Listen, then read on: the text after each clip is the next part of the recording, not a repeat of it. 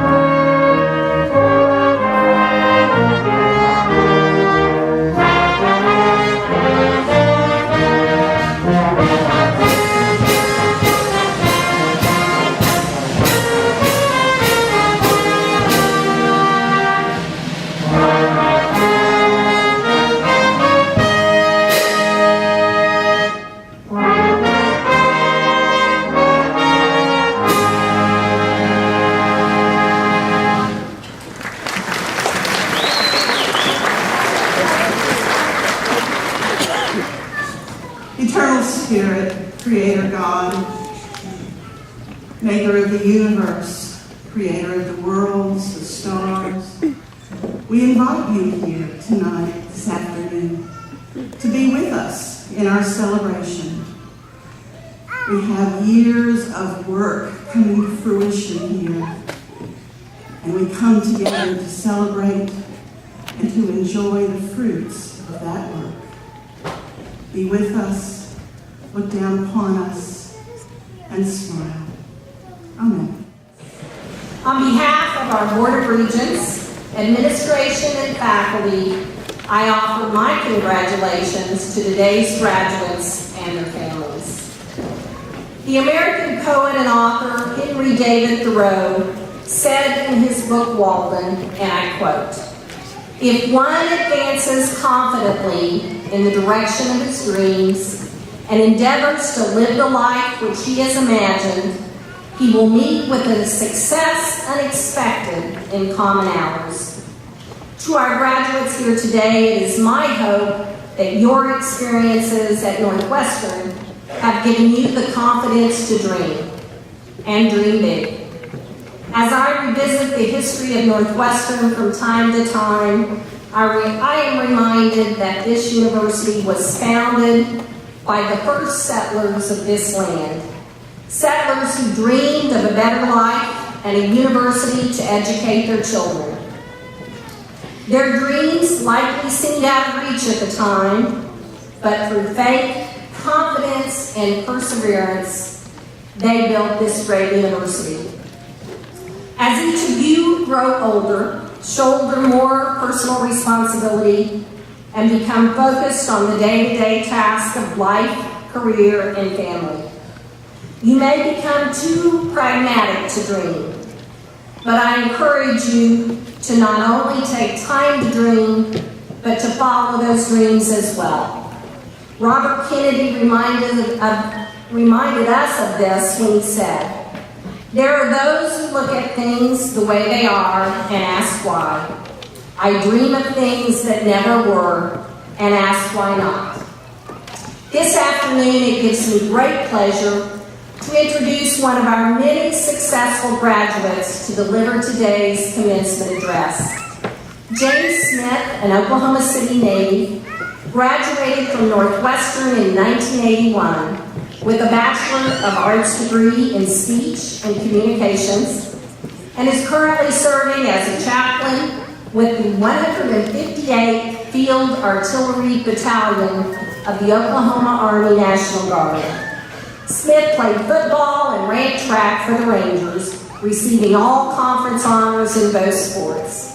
Smith also participated in the Reserve Officers Training Corps at Northwestern, and after graduation, he was commissioned as a second lieutenant serving in the National Guard. Having fulfilled his military obligation, Smith received an honorable discharge from the Guard, but after an 18-year break in service, re-enlisted.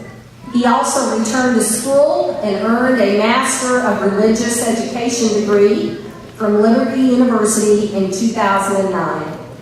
Smith served one tour in Iraq in support of Operation Enduring Freedom. Smith has more than 30 years of sales and business experience in the transportation and waste management industry. He is currently a partner with Veterans Waste Solutions, a startup company based in Western Oklahoma. Smith has been married for 27 years to his wife, Sylvia, a registered nurse, and they have 2 college-age children, Lane and Tori. Smith is an elder at Trinity Baptist Church in Chickasha, where he and Sylvia have taken an active role in international missions.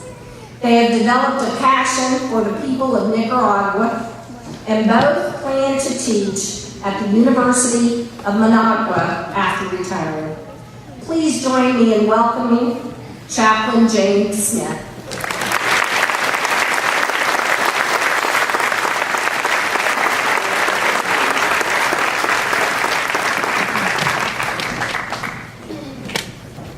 First of all, let me take this off. Dr. Cunningham, thank you very much for those kind words. Wow. Talk about coming full circle. 33 years ago, I played basketball in this very gym against Dan Hayes. I ran track with Juice Johnson. He was my coach. And I also found out later, before graduation, that I was on Dean Nicker's super secret probation basketball club. But now I'm here. Dr. Cunningham, faculty and staff, distinguished guests, graduates, family and friends, what an honor it is to stand before you today in celebration of a milestone in your lives. This is just the beginning. Congratulations. Today, December the 7th, also denotes the 73-year anniversary of the Japanese attack on Pearl Harbor. Would you please join me in a moment of silence to honor the men and women who lost their lives today?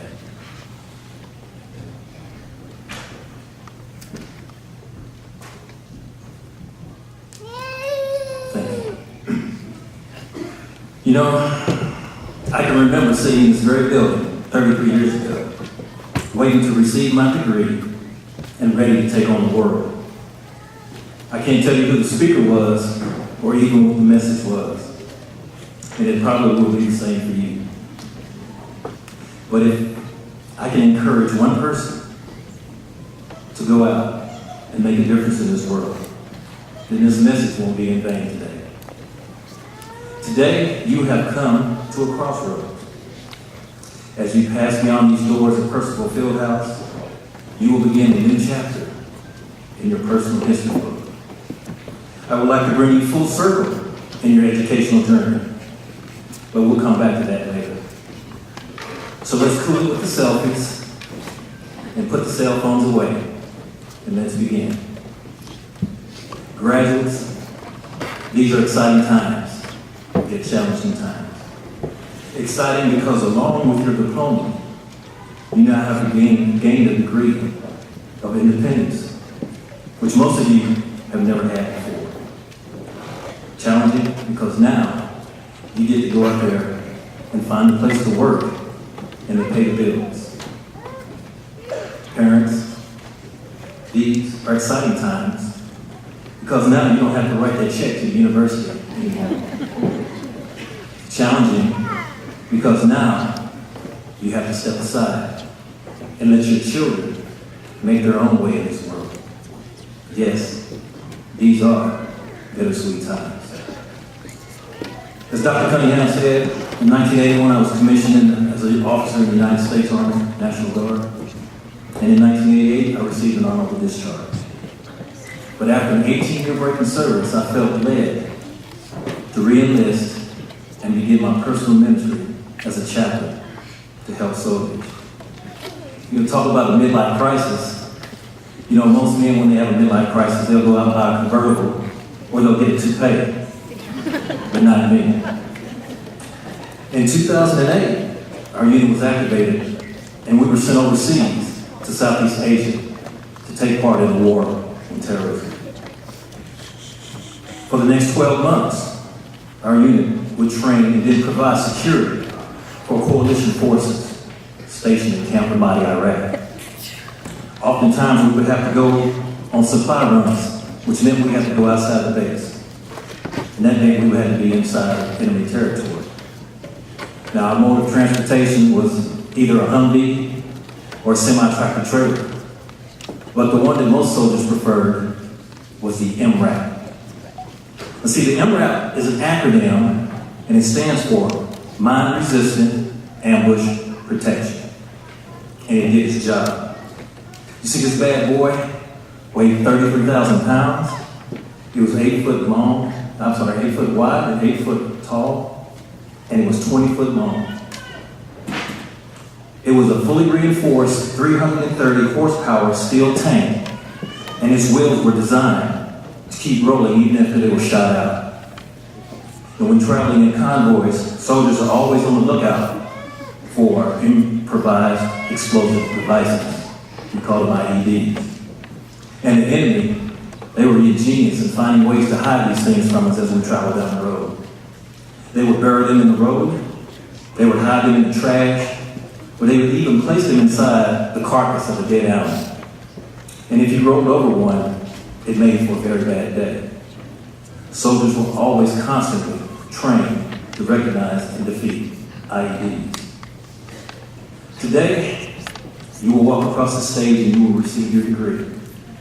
All your work has finally paid off, and now you can enjoy the fruits of your labor. You have reached the pinnacle of success in your lives, and tomorrow may bring some apprehension. When you leave today, you will enter into a world that is both exciting and beautiful, yet sometimes cold and harsh. A world that can be described as the battlefield of hard knocks and broken dreams. A world where landmines do exist.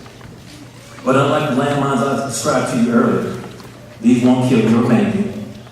But if you encounter one, it has the potential of leaving a devastating effect on your relationships, on your careers, and on your lives. The first of the possible landmines is that of mediocrity. Mediocrity is the state of being ordinary. Complacency is a byproduct of mediocrity and can lull you into a false sense of security. Today, you have taken steps towards a life filled with productivity and promise. You know, the Bible says that each one of you were fearfully and wonderfully made. And I believe that with all my heart. And what you have accomplished today says that you are not mediocre. Now, being cynical or resentful is called bitterness. And it is the second landmine that you need to be aware of. The words associated with bitterness are hostility, anger, resentfulness, and hatred. Bitterness is self-destructive and can cause collateral damage to the ones that you love. Author Joanna Weaver has said that bitterness is the poison I take, waiting for someone else to die. Forgiveness is the antidote for bitterness. Forgiveness is something that is learned because it is not a natural response. When you forgive, it releases you from the grip of emotional pain and allows you to repair broken relationships. Do not allow bitterness to take you hostage and to steal your joy. The third landmine is the landmine of regret. Regret is a sense of remorse about events in the past, usually wrongs committed or errors made. Regret can linger for years, and it always seems to reappear at the most inopportune times. Regret can cause a parent to try and live vicariously through their child while trying to forget about their own past. Reminiscing on things that could have been can be a waste of time and resources. The past is just that, ladies and gentlemen. It is the past. There is no time machine that can take you back and fix the mistakes that you have made. Instead of thinking about how things could have been, concentrate on the present and look forward to the future. Regret is one landmine that we all will experience in our lifetimes. Now, taking on each day and being excited about the future, it will hold a lot to be desired, and you won't focus on your past mistakes. Now, this next IED is one that many of you have already experienced here at Northwestern. If you didn't come here on any type of scholarship or financial assistance, then you probably have to take out several loans. Although the landmine of debt is something that couldn't be avoided, this nation is over $18 trillion in debt. So if you're leaving college today and you're debt-free, stay that way. And here's the tip. Don't take financial advice from broke people. Seek out the wisdom of advisors like Dave Ramsey or Susie Orton. They can help. Learn the power of compound interest and how to use it to your advantage. If you don't know how to budget, take an online course and learn how. And before you make that major purchase, ask yourself this: do I want it or do I need it? The biggest, most destructive landmine that I want to talk to you about today has the potential to destroy everything good in our society. Now listen up. Technology is a wonderful thing, and in many ways has made our lives a lot better. As a people, we have made tremendous advances in fighting disease and hunger. But our progress has not come without a cost.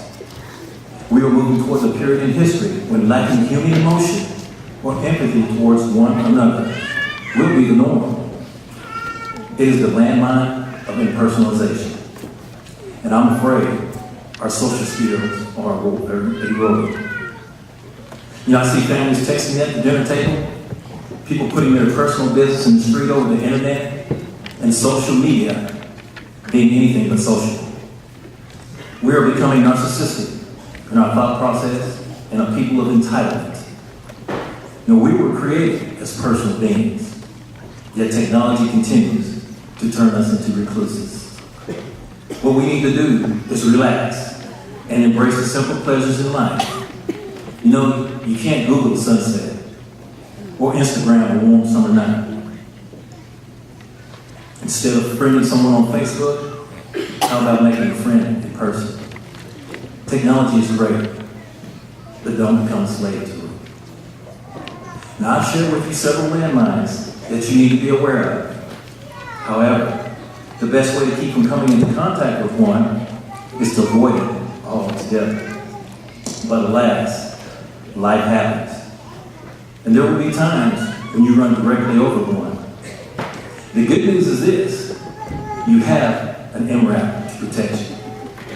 And that MRAP is your heart.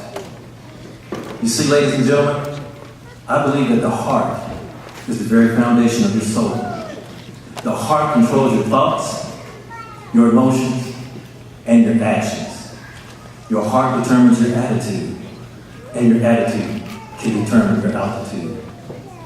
Earlier, I mentioned that I wanted to bring you full circle in your educational journey, which you began in kindergarten. Life was simple back then, with cookies and milk, recess, and afternoon naps. Naps are awesome. In Robert Fulcom's book entitled All I Really Need to Know, I Learned in Kindergarten, he writes, I believe that imagination is stronger than knowledge, that dreams are more powerful than facts, that hope always triumphs over experience, that laughter is the only cure for grief. And I believe that love is stronger than death. He goes on to write that these are some of the things that I learned in kindergarten. I want to pass them on to you. Share everything. Play fair. Don't hit people. Put things back where you found them. Clean up your own mess. Parents, can you relate to that? Don't take things that aren't yours. Say you're sorry when you hurt someone. Wash your hands before you eat. Flush. Warm cookies and cold milk are good for you. Life, it's balanced. Learn some and draw some and paint some and sing and dance and play some and work every day some. When you go out into the world, watch out for traffic, hold hands, and stick together. One day there was an old man walking along the shoreline when he saw a young boy throwing things into the ocean. As he got nearer, he noticed hundreds and hundreds of starfish that had been washed up on the shore. And that is what the little boy was throwing back into the ocean. He walked up and he began to scold the young man, saying, "Son, you can't throw every single starfish back into the ocean. That's impossible." The little boy ignored him. He picked up another one and he threw it into the ocean. And again the old man said, "Boy, did you not hear what I said? Surely you can't make a difference." The boy picked up another starfish, looked at the old man, chunked it in the ocean, and said, "I made a difference to that one." 37 years ago, I came to Alva as a 17-year-old freshman, not knowing a soul. My first day on campus, I met a lady who worked in the admissions office, and her name was Betty Lou Lane. She would introduce me to her husband, Lynn, and together, they would make a difference in my life. Wayne also has made a difference in countless others' lives as well. And the Wayne L. Lane Northwestern newsroom is a testimony of his life. You know, Betty Lou and I, we still stay in touch through phone calls and personal visits. Our relationship is not one of mediocrity. There is no bitterness, and there is no regret. Our indebtedness comes from the love that our families share between one another. The nation needs you. No, the world needs you. Be different. Make a difference. Start with one person and go on from there. May the peace of my God, the God of the Christian Bible, may He hold you in His arms. May His Spirit guide you and protect you from the evils of this world. And may His precious Son Jesus bestow upon you His joy and His peace. To the 2014 graduating class of Northwestern Oklahoma State University, congratulations. I salute you. Now go forth and do great things.